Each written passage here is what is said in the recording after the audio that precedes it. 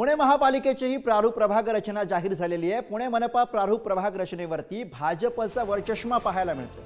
शिंदेच्या शिवसेनेला सुद्धा काहीशी अनुकूलता दिसतेय। पुणे पालिका प्रारूप प्रभाग रचनेमध्ये अजित पवारांच्या राष्ट्रवादीची कोंडी झालेली आहे। जाहीर झालेल्या प्रभाग रचनेवरती भाजपचा वरचष्मा आहे। अजित पवारांकडे तक्रार करणार असं राष्ट्रवादीचे पुणे शहराध्यक्ष सुभाष जगताप यांनी म्हटलं। तर शरद पवारांच्या राष्ट्रवादीने सुद्धा प्रारूप प्रभाग रचनेवरती टीका केलेली आहे। भाजपनं पुण्यातील प्रभाग रचनेची मोडतोड केल्याचं प्रशांत जगताप यांनी म्हटलंय। भाजपकडे सत्ता आहे म्हणून गैरवापर सुरू असल्याचं जगतापांचं म्हणणं आहे।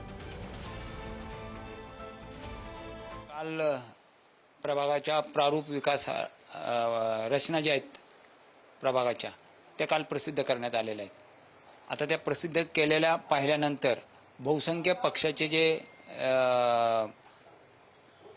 प्रमुख नेते आहेत त्यांनी त्याच्यावर नाराजी व्यक्त केलेली आहे। कारण या प्रभाग रचनेवर भाजपचा वर्चस्व आहे हे त्याच्यातून जाणवतंय आणि दिसतंय।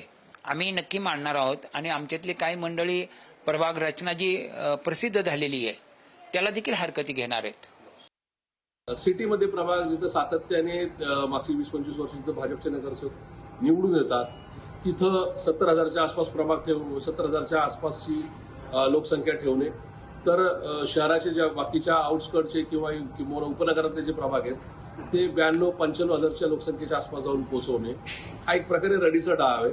ज्यांची केंद्रामध्ये राज्यामध्ये 11-12 वर्ष निर्विवाद सत्ता आहे, ज्यांच्याकडे तथाकथित विश्वगुरूचा चेहरा आहे, त्यांना अशा प्रकारे कशा महानगरपालिकेच्या प्रभागाची मोडतोड करून निवडणुकीच्या साठीची तयारी करावी लागते याच्यातलं एक विदारक चित्र या ठिकाणी समोर आलेलं आहे।